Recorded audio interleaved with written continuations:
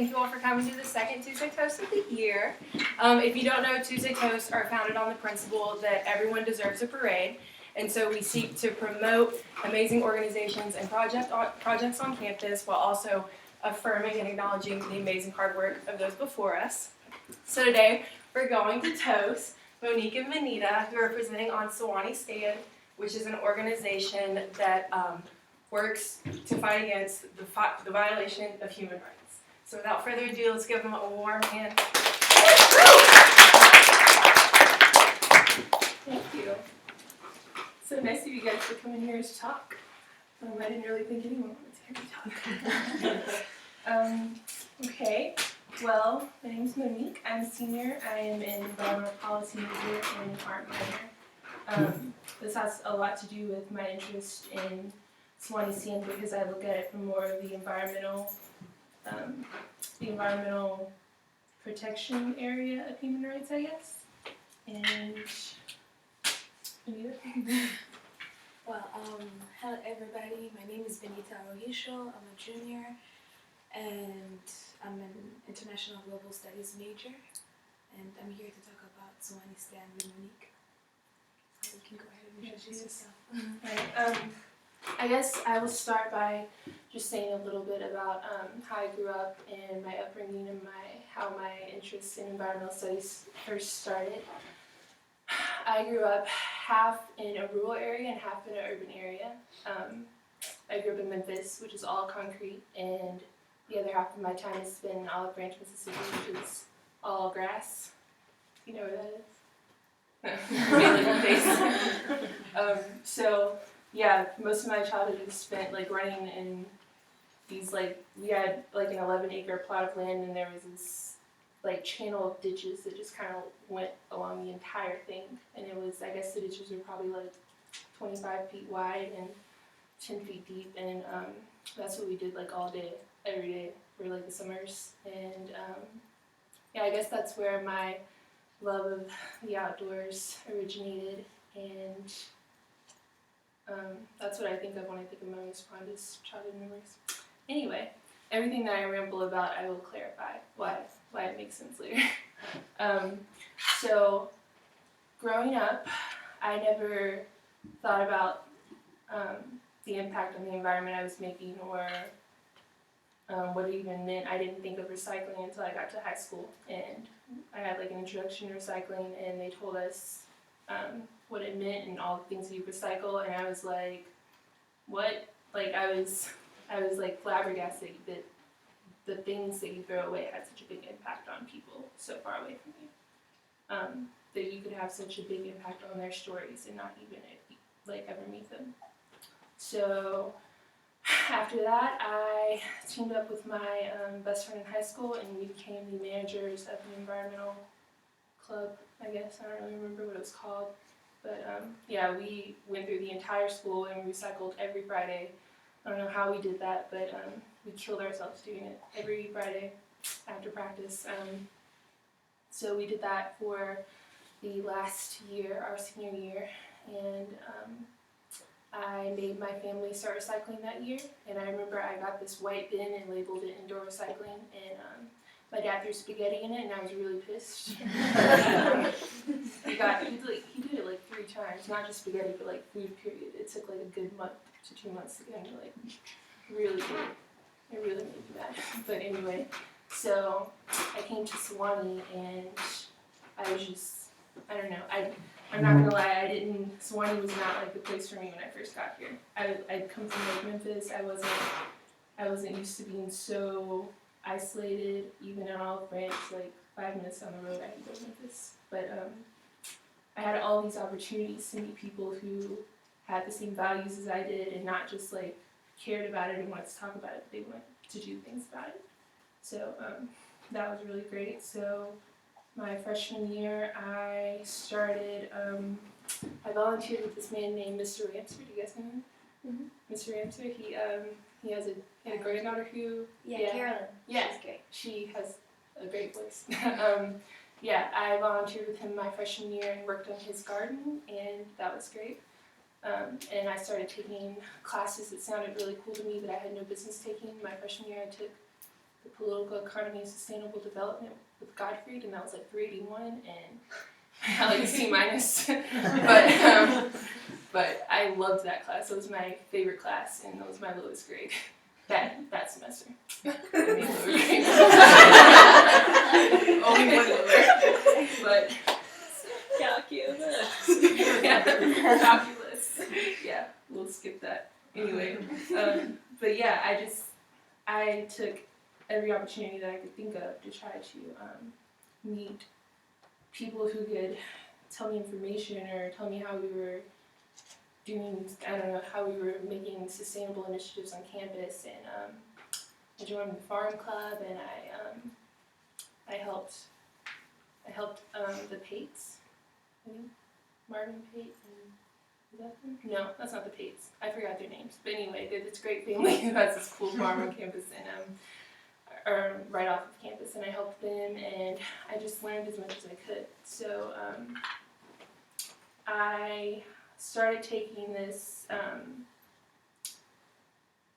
Lens in the Landscape photography class. This is important because this is the first photography class that I took, and it had a lot to do with how people define their place, and not just their homes, but like the area that they've grown up in, or the area that they attribute like who they are to. And that was my first photography class in my sophomore year. And with that, we interviewed people on the domain. I interviewed this guy, I forgot his name, I'm sorry. This guy at Sewanee St. Andrews, and he lived here his whole life, and he just told me about growing up here and what the domain meant to him, and so we took pictures of those like of our partners, and we turned them into stories, and we paired them together, and that was the first time I'd seen like I'd been able to make like a story about a place. And later I went to documentary photography, so that's why that little snippet is important. I went into documentary photography with Pradeep Malde. I'm pretty sure y'all know who that is. We partnered with a psychology class, and we went into Grundy County, and we each had like a family in Grundy County. This was very powerful because it was part of the psychology classes in Grundy County. I don't know if you guys know, it's like one of the poorest counties in Tennessee. And so we got to interview the kids, the parents, the whole families together, and separately, and if they let us, which ours did, which was great. And we took pictures of them, and we wrote down their stories, and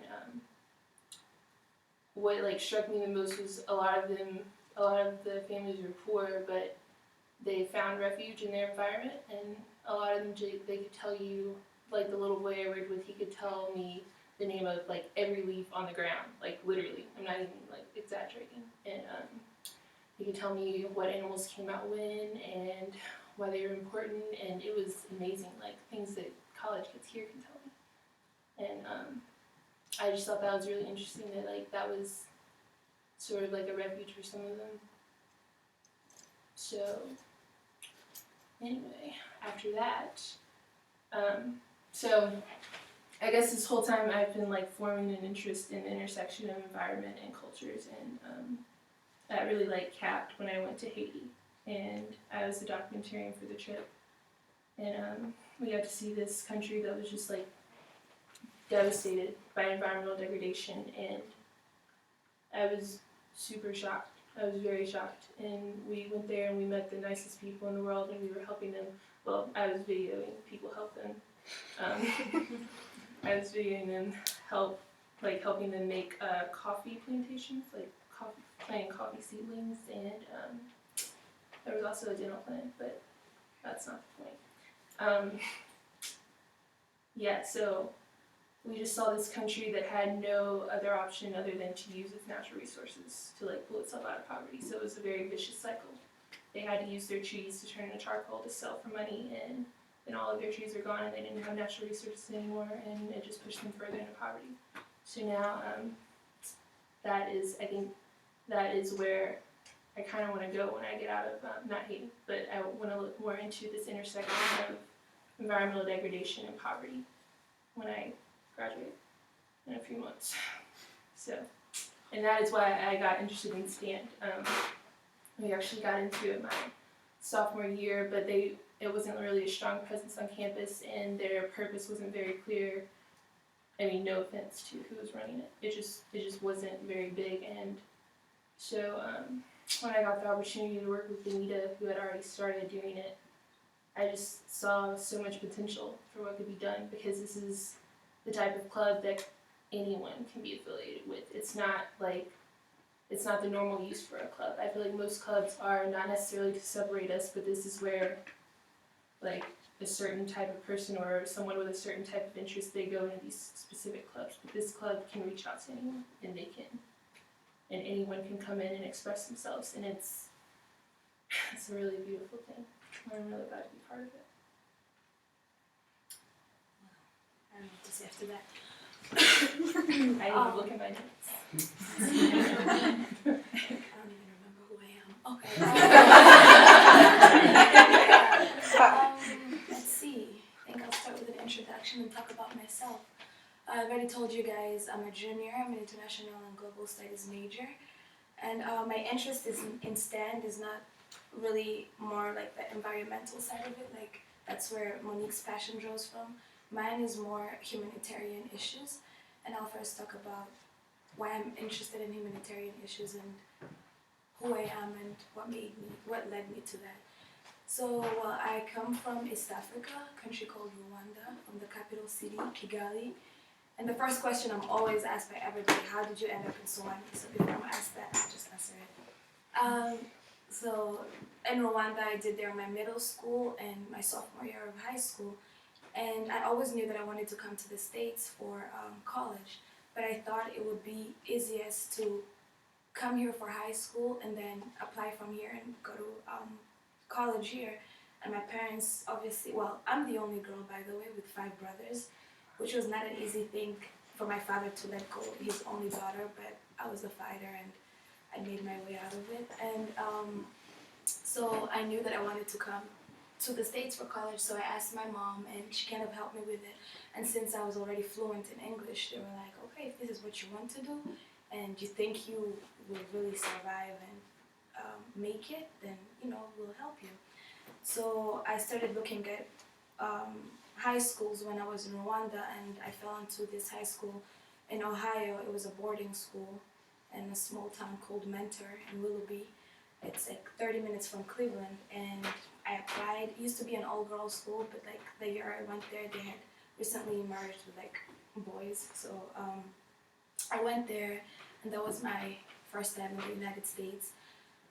That was the weirdest thing ever. I don't know. It was so far from home. It was different, and it was not the America that I expected. Just because when you're home, the perception of America is so different, and I thought, I don't know, the TV had deceived me because I thought everything was going to look like New York City or California, obviously, which is very shallow of me, but that's what I saw and that's what I had imagined. So I was there for 3 years, and then it was time to start applying for colleges, and I did not like Ohio because it was extremely cold.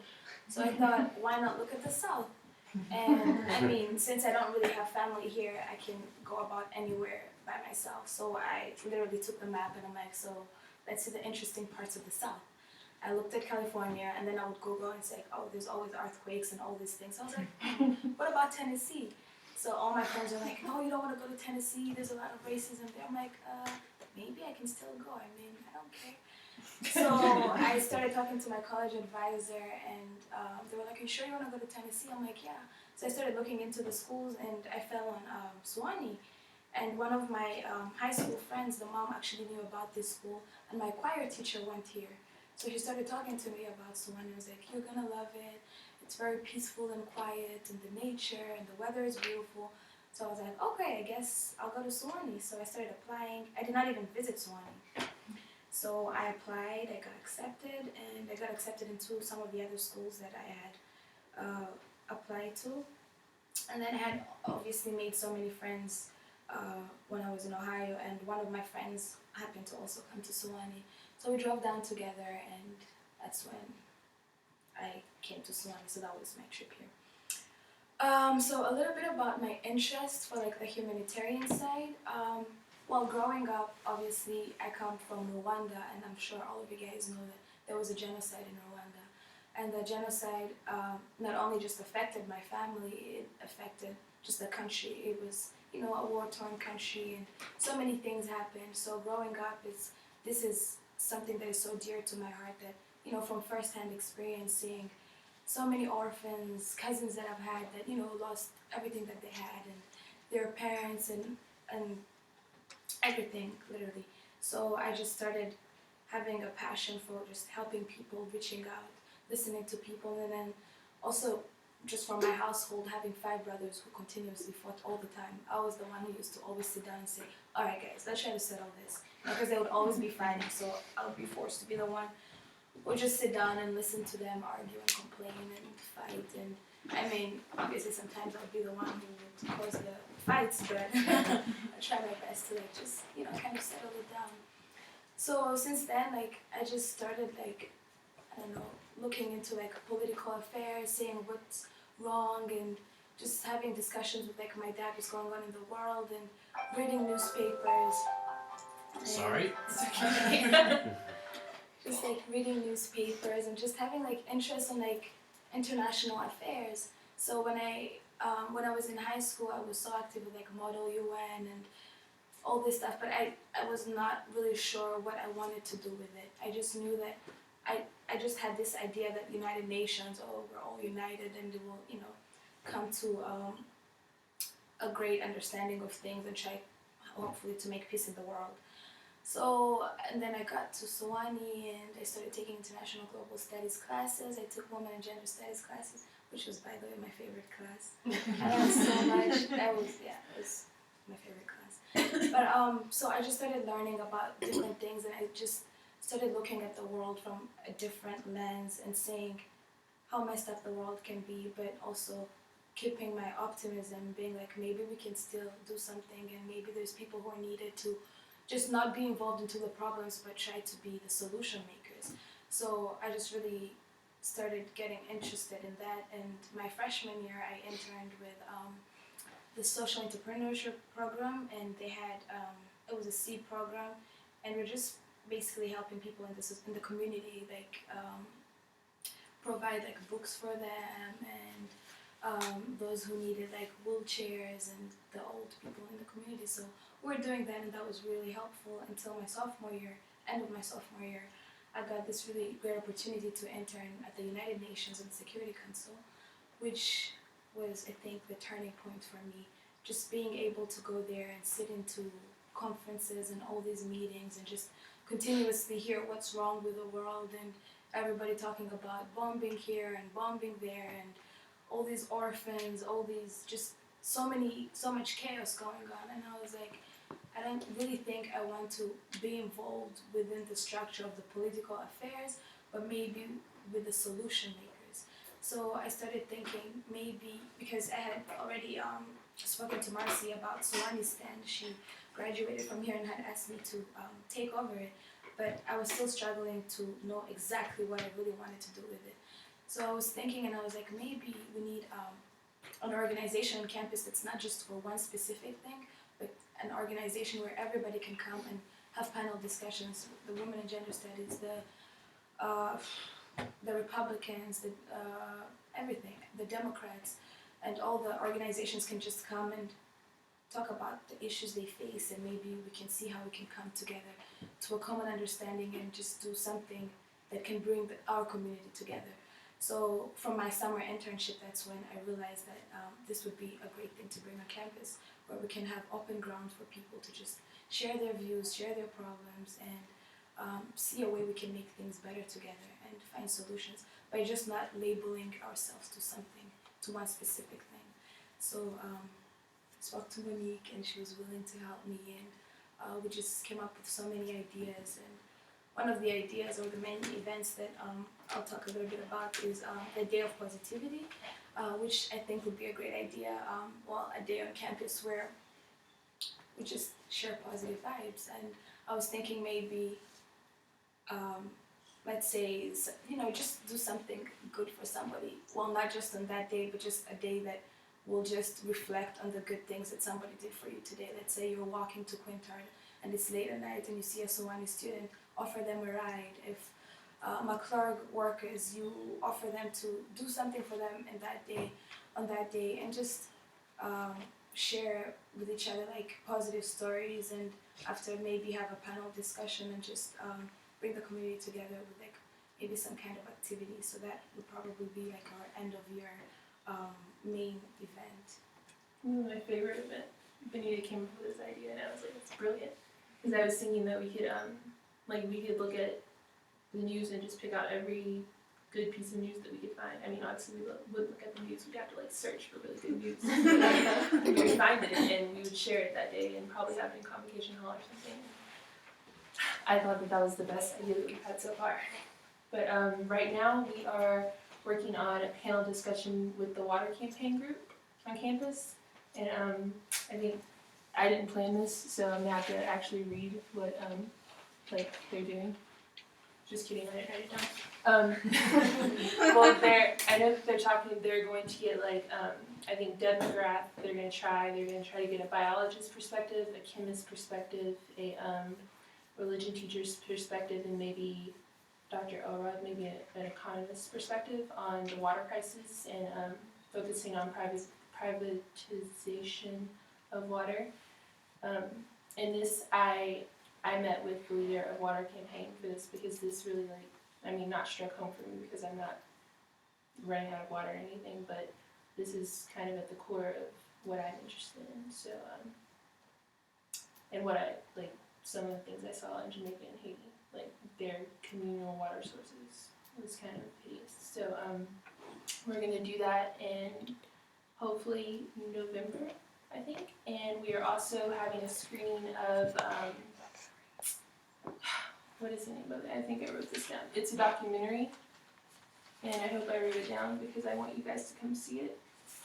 Even the Rain? Sorry? Even the Rain? No. Oh. That's another water-related documentary about similar situations. I didn't know that was you who said that. No. It was Who is Someone. It's a Spanish name, and I can't remember. But it's following the path that an undocumented person would have to take from South America to come. You know what I'm talking about? Oh, no, I'm just really excited about that Oh. documentary. It's affirmative nods. okay. Well, I'm an art minor, and before I fell in love with what I'm in love with now, I was going to go to film school.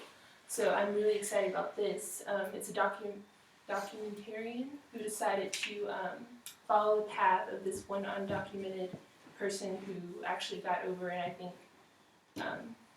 I think he got to Arizona and his body went missing. And usually these people who go missing, they never get identified because there's really no way to identify them. They don't have any documentation.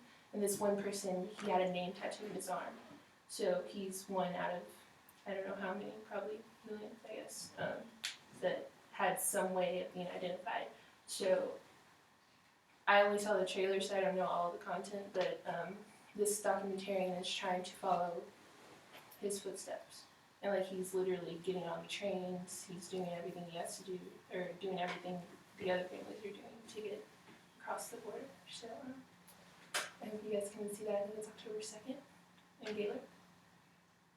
There'll be an email if I'm wrong, but I think that's right. Yeah, I think that's right. Well, you guys feel free to join Sewanee Stand, and if you have an idea of an event that you want to bring on campus, we definitely could sponsor you or work with you because we're open to everything and anything. So yeah, and I think that's what we like.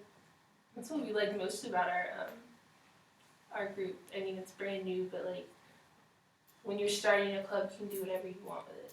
You can make it whatever you want, and I think that it has so much potential. And we're both upperclassmen, so I really hope that someone takes it over when we leave. But it has so much potential to be an integral part of the campus. They can do so much. Anyone can partner with it. I've already said 2 million times, but it can. I mean, and also we want it to definitely be a place that, or a group that doesn't take a stand on any, doesn't take a side. that sounded wrong. That doesn't take a side. We don't pick sides. We just like provide a place for people to voice their opinions and to talk about us. Yeah, no fighting, just discussing. What's the best way for people to get involved? Well, Email us. email. Or we can, email us. Yeah, I think we have a Facebook page now. Yeah. So you can join our Facebook page or email us.